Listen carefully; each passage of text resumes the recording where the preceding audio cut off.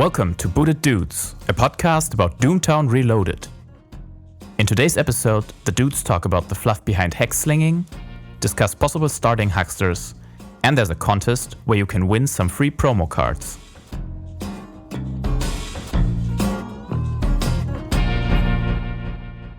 Hello and welcome to the very first episode of Booted Dudes. My name is Michael. And my name is Hans. Okay, let's get started. So Hans, on a scale of 1 to Irving Patterson, how booted are you right now? Right now I'm quite booted, actually, quite tired.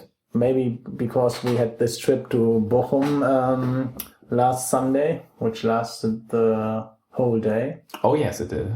And we were back at around midnight here in Lübeck. So I'm quite booted, but nevertheless, we're going forward. I'm actually quite booted by that too. Actually, the whole day after the tournament, I think I spent not doing a lot of things. Me too. Because I was still very booted. But we did some recordings, and they are going to go online soon, I hope. And because we might have forgotten this in the recording, thank you very much again to Thomas Borowski, who organized the whole tournament, and very special thanks to Stich, who was so nice to be our host and a very, very nice host. We had lovely drinks there. Yeah, actually one was called Nothing. Yes, I had one of Nothing. Yeah, me too. Yeah, it was really good. I think I enjoy Nothing. So, let's get to the news. What is new in Gomorrah? Yeah, we had some pretty cool spoilers this week. I think we won't get into detail, I think, with every spoiler. Oh, no.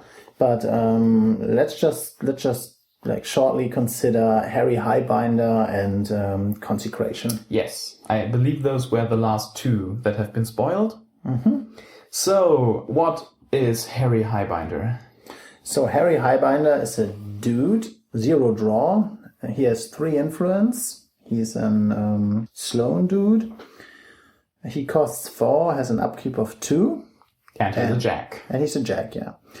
And Harry cannot attach weapons, and his taxes, while Harry is at the town square and you have more influence there than any other player, you control the town square.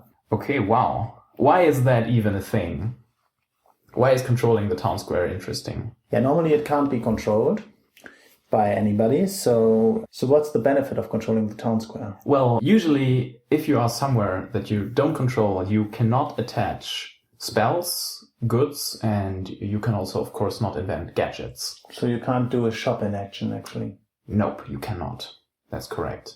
And is there any other thing? Anything else? I don't think so. You can trade if you don't control the place, but there's no shopping.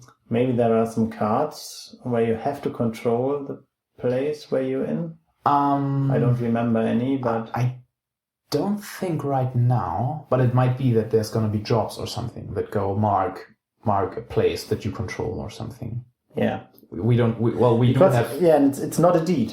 So if there's something like mark a deed that you control, the town square is still not a deed, so it doesn't really matter. That won't work. So yeah, maybe that would be quite cool, and maybe in a huckster deck, Sloan huckster deck, where you can be in the town square and attach hexes. Because there is one thing that you cannot do, and that is attach weapons to himself. So it is not a good idea to have him in your starting posse and then just run with him for the town square, because you want other dudes to be there if you want to capitalize it to attach weapons. So you need at least somebody else who can get this fancy, I don't know, pearl-handled revolver or Actually, something. I had in Sloan decks and also in huckster decks from the circle, I had quite often the thing that you are going forward into the town square, and then you are like in round 2 or 3, you are drawing weapons or hexes, and you can't attach them because you are already attacking, and then you have like, maybe your card advantage is gone because you have the hand full of stuff and you can't really attach it to anybody. So yeah, he should be pretty cool, although he's more on the costly side. Yeah, upkeep of 2, it's gonna be hard to get him in your starting posse. But okay, interesting card. I think some good old Sloan from the base set is gonna like it. Yeah, I think so. Up for an aggressive deck, the mid game for an aggressive deck could be interesting. So Consecration. the next spoiled card. So it's a 9 of hearts. It's a miracle. And it has cost 0. So the text is cheating resolution, a miracle 7.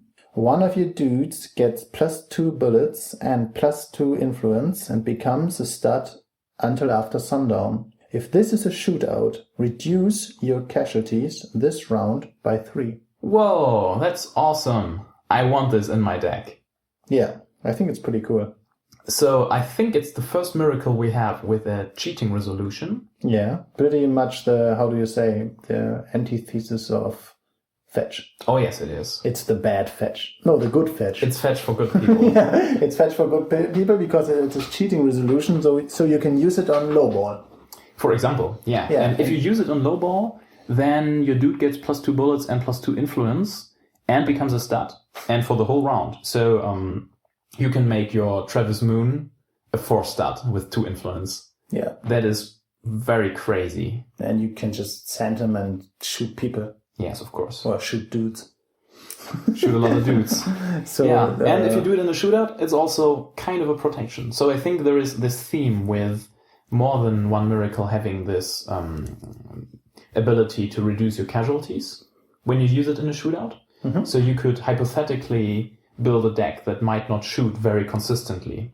Because if you have a really bad draw, you can, with a little bit of luck, just use your miracle, and then you won't have any casualties, so you can draw again, and maybe you draw better. And I also think it's because it's slightly less good in a shootout.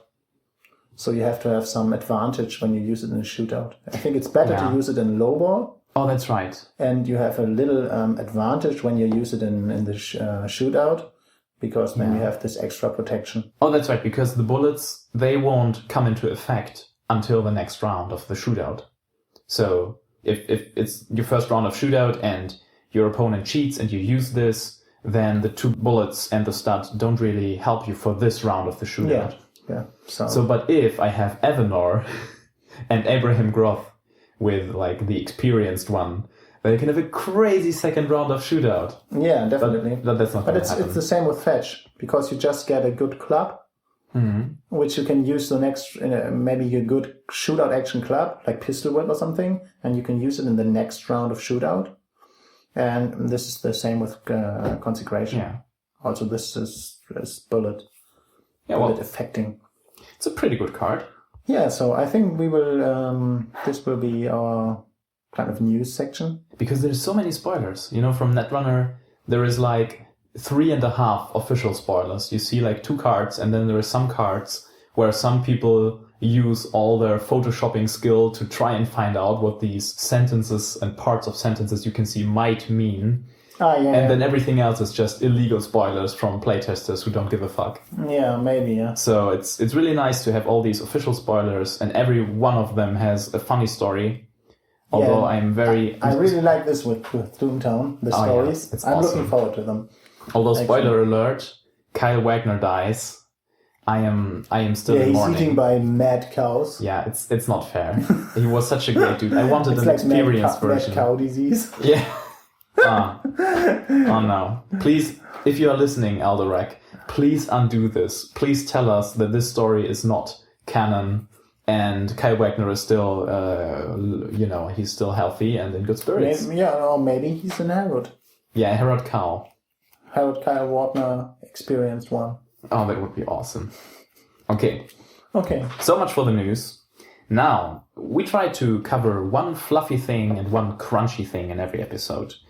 Today, the kind of fluffy thing is being a huckster. So, I did some research in the Deadlands core rulebook and also the, I think it's called Hexes and Hucksters supplement from the old Deadlands role-playing game. And I think I'm just gonna tell you a little story. It's the story of Edmond Hoyle. Now, if you have ever heard of Edmond Hoyle, that might be because he's actually a real person.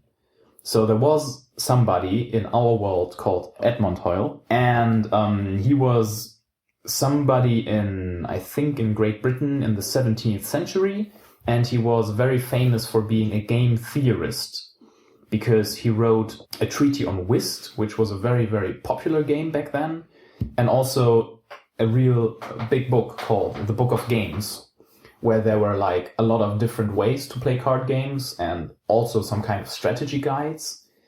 And I think, if I remember correctly, that he was making a living of traveling through London and Great Britain and going from one lord to the next lord and teaching them card games and selling his book and that kind of stuff. So this is the actual Edmond Hoyle.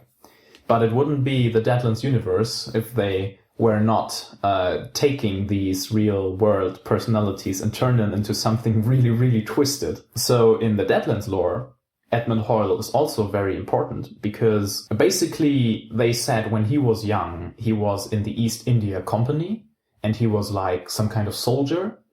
And when he was in India, he found out that there is magic. He went to Constantinople and he started studying magic.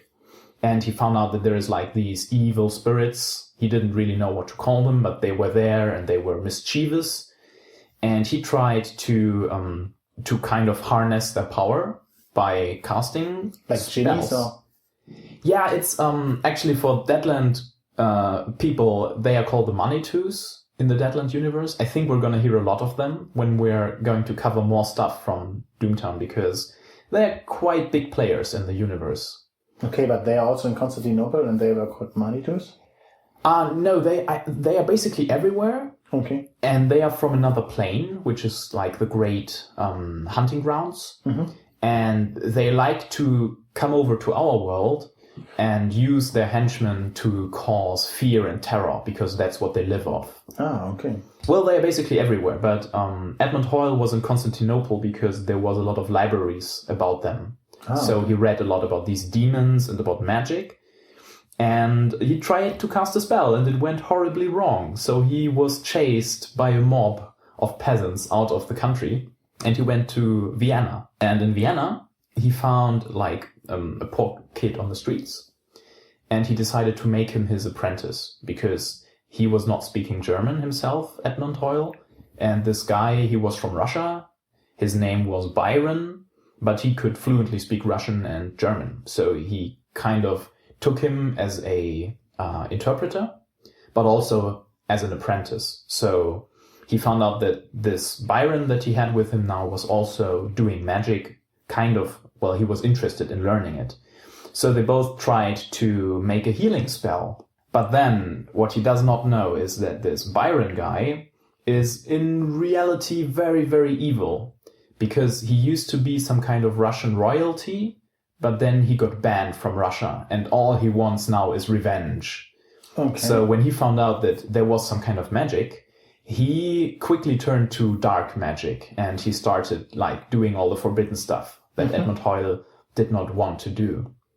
But he didn't tell his teacher that he was into the dark arts. So when Edmond Hoyle tried to heal a poor guy, I think, his student, this Byron, he did some kind of trick to turn the magic evil, so the guy died. And Edmond Hoyle kind of caused the plague in Vienna by doing that. So then like 500,000 people died, and Edmond Hoyle left Vienna. Yeah, and he also left his apprentice there.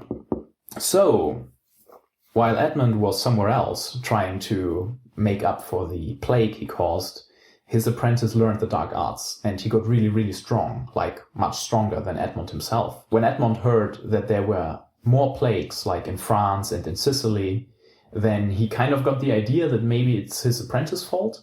So he tracked him down and he found out that actually it is his apprentice who is causing all the deaths. Mm-hmm. So he faces him off in a battle of two mages, kind of, and he loses terribly because his apprentice with like me today in Doomtown. Yeah, kind of like that. Except I didn't use black magic. No, I tried to. So he lost, and his apprentice beat him, and he almost died. But he found out that he's not strong enough to face the dark arts. Mm-hmm. So up until now, there is nothing going on with card games or something. It's just people practicing like raw magic or something. But Edmond now saw that he had to defeat his former apprentice. Mm-hmm. And he needed some kind of shortcut because he needed to grow strong really fast so he could keep up with the dark arts. So he thought, how about I just cheat? So how about I get a Manitou here, like on my plane, and I play a game with him, and I say the loser gains a lot of power, and then I just cheat. Mm-hmm. And he tried that, and he learned that, and that was the time when he was traveling through Great Britain, teaching card games to people, because in reality he was trying to learn how to cheat in Magic. And he wrote this book of games, which was actually just his notebook of like his spells. Mm-hmm. And those spells, they were all encoded in examples of card games and strategy guides. And there was like a lot of numerology hidden in there. Okay, so is this Doyle's Hoyle? Well, basically, not quite. That's going to come into play later. Okay. Well, you say Hoyle to the Book of Games. It's just my Hoyle is my copy of the Book of Games because it's written by Hoyle.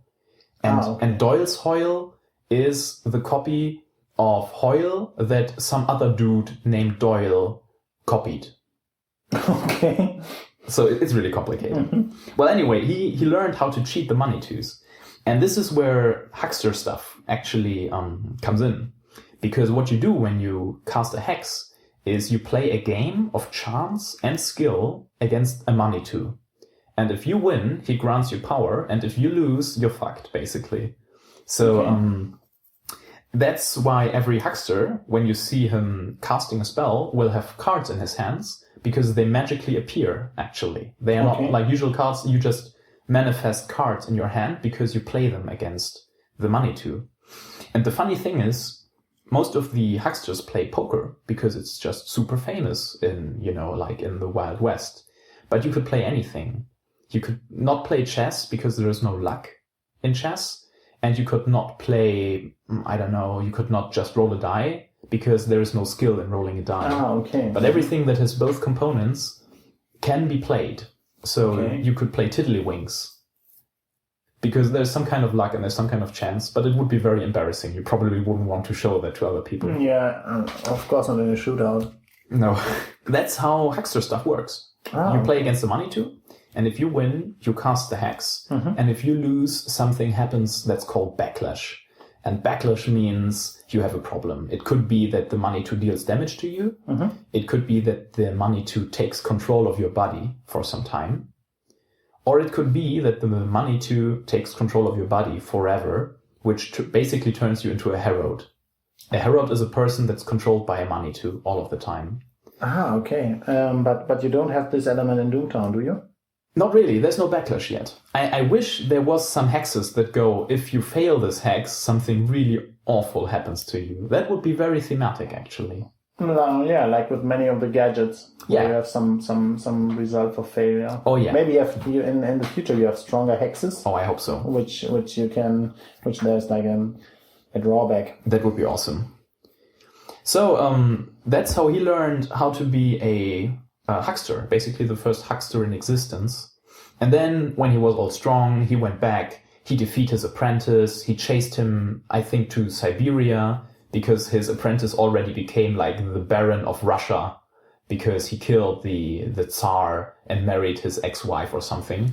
Okay. So then Hoyle goes there, Hoyle kills his apprentice and burns him down. Mm-hmm. And then the problem is, when Hoyle gets back home, he finds out that in his absence, his notebook has been copied and distributed. Like, some company just sold his books. And he didn't want that because he wanted nobody to have this kind of power. And also in his book, there were a lot of errors. And he was the only one who knew, like with every spell, what you have to, what error you have to calculate into your spell. Okay. Mm-hmm. So that's why he continued traveling the country and he made his book perfect. So then he also went to America and he met some shamans who told him about the Manitous, but that's not important for us now. But basically he spent the rest of his life making a perfect version of his book of games. Okay. And he died in America, but he sent this perfect version of his book to his family and told them to distribute it. Okay. And that's when people could start become hucksters, because they would somehow get the book and then try and learn the secret meanings behind all these card games. Okay. And the thing is now that this was like in the early 18th century. So now you will probably not get an original copy of the Hoyle, but you get a copy of somebody who bought it 100 years ago, and then he copied it, and then, So that's why you have stuff like Doyle's Hoyle, because it's like people have this book and they copy it for themselves, and then they give it to their grandchildren, and that's what you get. Okay, so that's Doyle's copy of Hoyle. Yeah. And of the Hoyle. And the closer you are to the original version, the better it is for learning spells, because of course there's errors. And that's basically why people are hucksters and how you can be a huckster and what hucksters do. They basically play a game of luck with their soul, kind of. It's like the stakes in their own soul. Now, in Doomtown, we do have a lot of hucksters, and we wanted to take a quick look at some of them with whom you can start your posse. Like starting hucksters. And the interesting thing is you have like 2 neutral ones, I think. Yeah, and then I would call them the benchmark hucksters. Oh yes, they are. And then you have 3 out of Sloan, and then you have a bunch out of Fourth Ring. Yeah. Which also, thematically, it makes sense, because the one thing you need to have as a huckster is a lot of guts. You need to go, yes, I'm going to trade my soul in, and maybe I lose, and maybe I die, but I don't give a damn. And that's, I think, why Sloan can also cast some hexes, because their hucksters are like probably the most ballsy people in the world. Yeah, maybe. Yeah, they look like it. Oh yes. So maybe Maria Kingsford is like possessed by some kind of Manitou, or why are her eyes red? Yeah, that looks really evil, actually. So it might be that sometimes, because it's like when you give control to the Manitou, he just takes over sometimes. It's like with the Loa in Voodoo belief, they just ride your body sometimes when they feel like it. Okay. And then sometimes you have control back. Okay. Except she has done some evil, I guess, because she is in one of the stories, she is hunted by the Reverend. Oh. That's why she is in Sloan.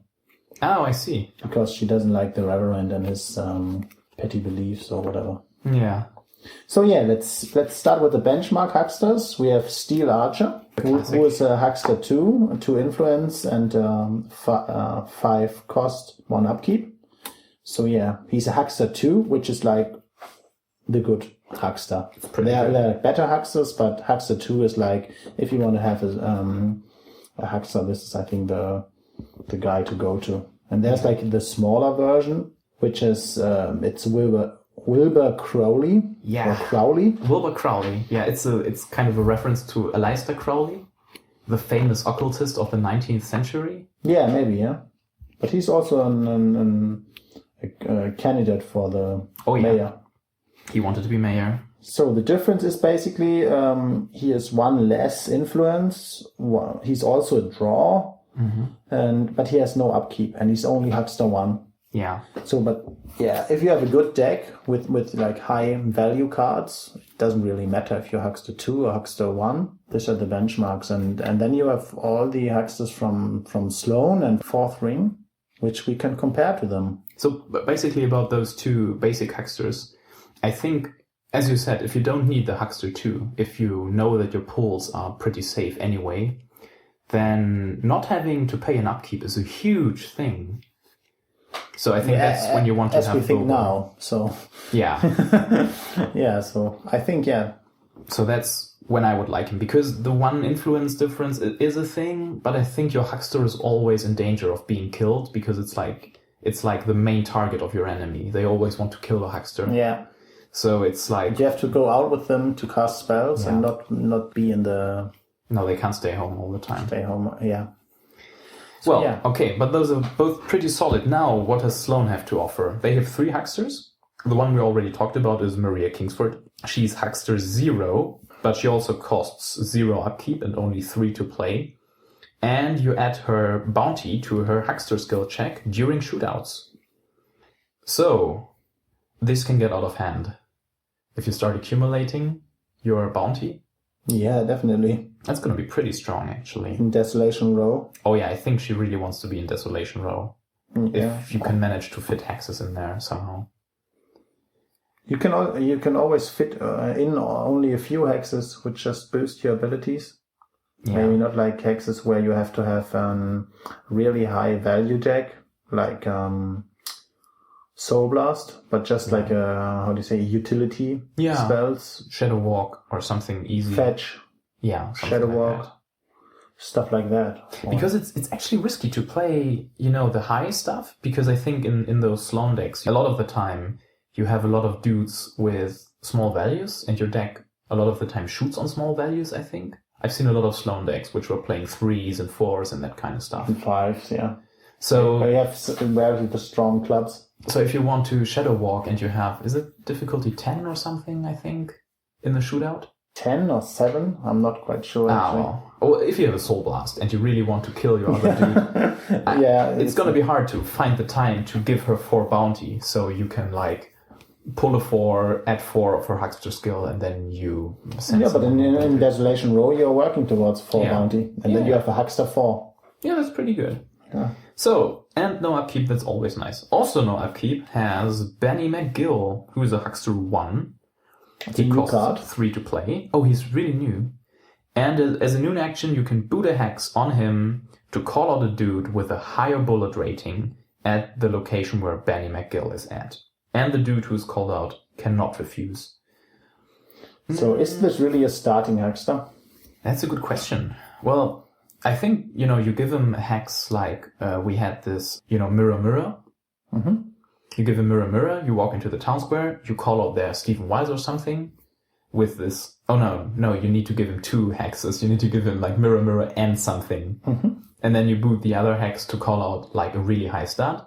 And then you make this really high stat also a 1 draw. And then you have a fighting chance. No, it's... Yeah, maybe I don't really know if 2 card combos are really worth it. Yeah, it's very hard. What you can do with him also is you can just move him to any place, or even out of town, to a place where you want to go, and then boot the hex because you are booted, and then boot the hex to call him out. Oh yeah, that's good. So you can be kind of far-reaching, but then you have only Benny McGill at the shootout. But you can also call in some people from the town square if you jump into the.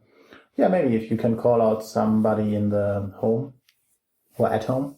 Oh, you can do that. So you can really you can be super aggressive. Yeah. Oh, that's an interesting thing. So I think it's a good thing for the original outfit. Yeah, I think so too, yeah. And the last one is Jose Morales. He's a huckster 0, costs 6 to play and 1 upkeep. And while in a shootout, he gets a bonus to his huckster skill equal to his bullet rating, which is 3. He's a 3 draw. Well... he's not a starting huckster. No, I don't think so either. He's a really meaty character. But if you give him a pearl-handled revolver, all these Sloan Rush decks have nowadays. Mm-hmm. Yeah, but then again, you could just give the pearl-handled revolver to Marion Seville or something.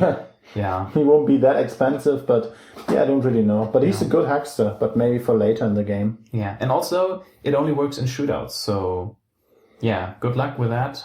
You're gonna play Soul Blast and Fetch and Shadow Walk. And maybe Raising Hell, but that's not really working. And you had a deck where he's playing... I do like my... Corporeal Twist. Corporeal Twist, oh yeah. Oh, that's so much fun. But I think it's kind of hard to pull off. You need a dedicated Sloan Huckster deck for that. Mm-hmm. Well, now to the meat and potatoes. I don't know if we can actually talk about all of these because it's a lot of them. Maybe we just highlight some of them. The 4th ring, as of now, has 9 hucksters with 1 or less upkeep. And if you count in the ones with more upkeep, it's even more. But we just want to cover those who could also be starting hucksters. So I will have a quick selection of starting hucksters. Yeah, so let's take out Jan Mine. He's not really a starting huckster. Also Funtime Freddy, because Funtime Freddy is a grifter, and you almost always want to use his ability. And if you do, you ace him. We will cover grifter at a different time. Oh yes, we will. Slate Liebody is also not a starting huckster in my world. Mika Rice, experienced, also not. So we have basically maybe 5 hucksters we can talk about. 5 starting huckster, which would be Valeria Batten, the Flying Popescus, Mika Rice, Monguao the Mighty, and Leonardo Leon Cavallo. Hucksters that cost 1 upkeep. This is Monguao the Mighty and Leon Cavallo. I think I've seen Monguao the Mighty a lot in your early huckster decks. And it's been pretty strong. Yeah, he is. But I recently got to use the zero upkeep ones, like Valeria Batten, because she's just a 4/0 huckster 1 and a stud. Yeah. It's just a good starting huckster. And also the flying Popescus. They are also quite good if you run a lot of spells, because you get 2 influence for free. That's right. So, and you have this additional ability when you have mystical goods, but I don't really run mystical goods as of now. So I never used that ability, but nevertheless, 2 influence is good. They are not the best hucksters with huckster 0, but yeah, I kind of like him. I think, the Flying Popescus, pretty strong. And they are from the last pack. They are from Frontier Justice. Yeah, that's right. So Mika Rise is also quite cool. Yeah, but you really have to have hexes in the beginning, which you actually are not using in the beginning to get him moved and shoot something. But you will always have the problem that you move somewhere, and it's not like Shadow Walk where you can. Is Shadow Walk where you can just have another noon action? Another shootout action. Another shootout action, yeah. Correct. So it's kind of tricky with Mika. Yeah. So just for listeners who are not familiar, Mika has the ability Noon, boot a hex on Mika to move him without booting.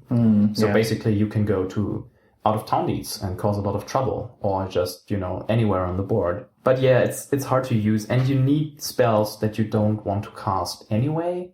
So you need to have a lot of spells to have some extra. Definitely. And I think the same goes for the Flying Popescus. Well, kind of, because you really want to have 2 hexes on them. Yeah, you have to have some cheap hexes, which you just, like the summoning spell, how is it called? Raising Hell? Raising Hell, yeah.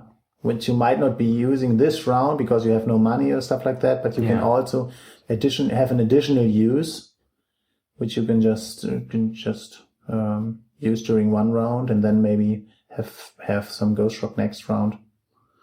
I think Leon Cavallo, he has the ability Noon Boot to make a huckster skill check against the value of a dude at this or an adjacent location. If successful, boot that dude. Oh, that's nice. So basically he has a spell, kind of a built-in spell. Mm-hmm.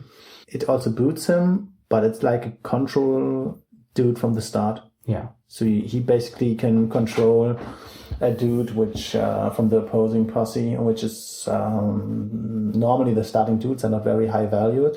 So you should control almost any dude. Yeah, it's like a built-in paralysis mark.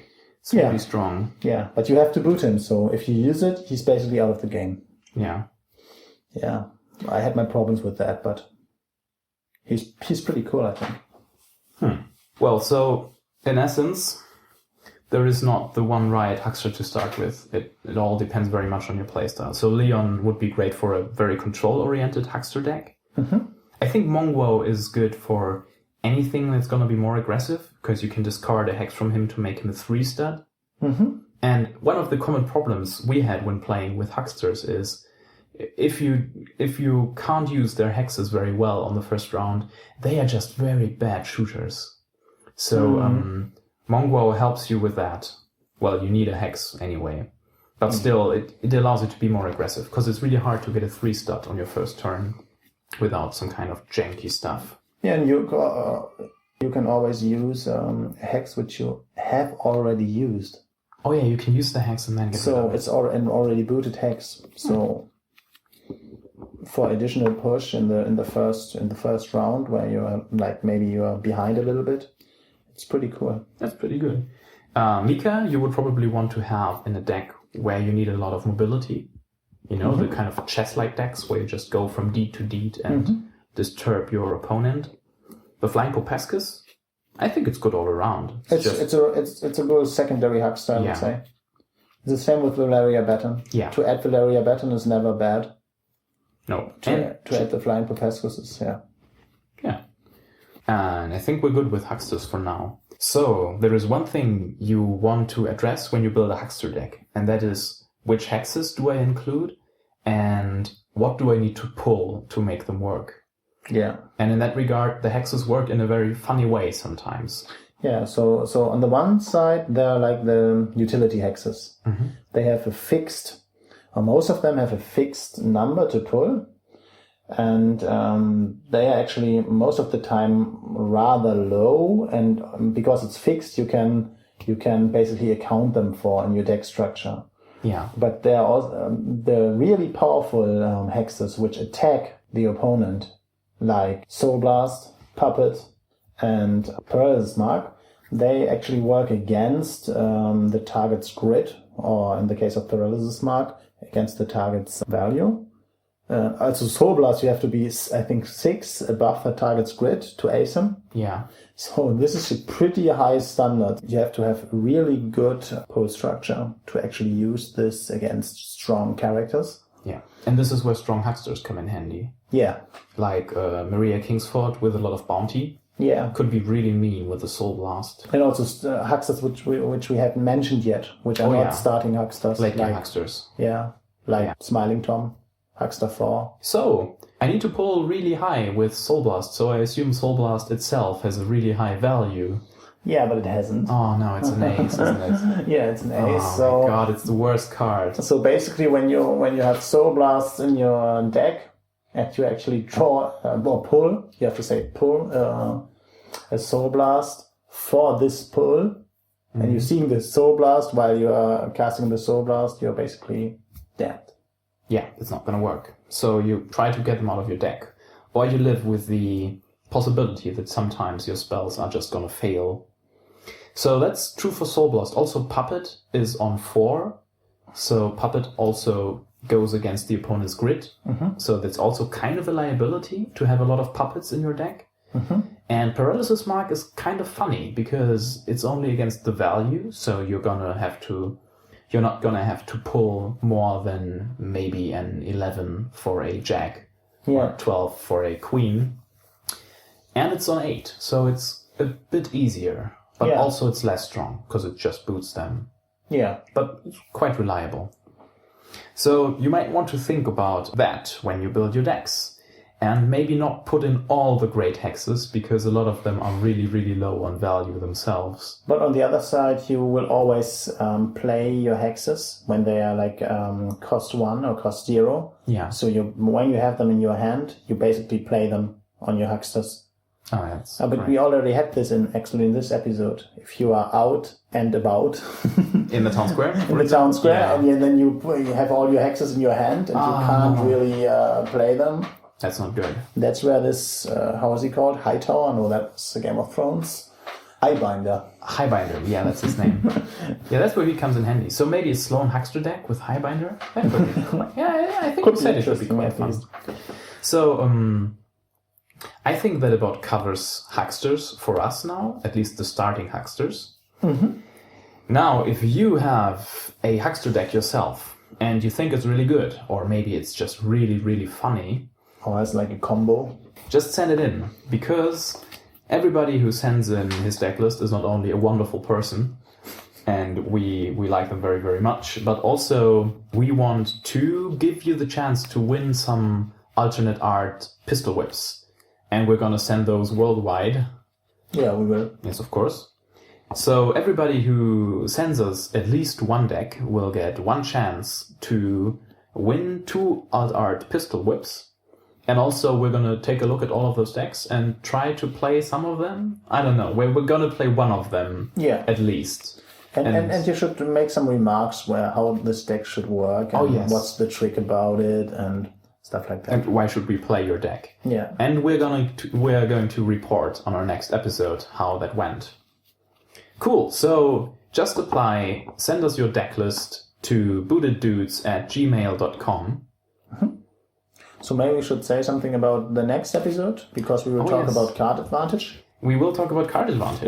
One of the basic concepts of card games. Of every card game, yeah. Yeah, so you have a good deck if it can generate card advantage. It's basically that. So well, that's what people think. But then it works really, really weirdly in Doomtown. Yeah, definitely different to most of the other card games we play.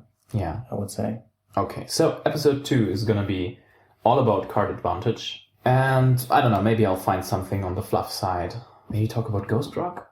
I don't know. Could be a good topic. Yeah. Ghost Rock or whatever. So please stay tuned. Send us your deck lists. Also, any feedback is appreciated. And we'll see you at high noon. Anything else to say? No. Thank you for listening to this podcast. Please send in your feedback to booteddudes@gmail.com. We will read out your questions or comments on future episodes. Music used with kind permission from Wellbad. You can find his music on Spotify, www.wellbad.de, or facebook.com/wellbadmusic. If you like our podcast, please subscribe to it on iTunes and/or write an honest review, ideally with text, because it helps other people find the show online. We'll meet again tomorrow at high noon.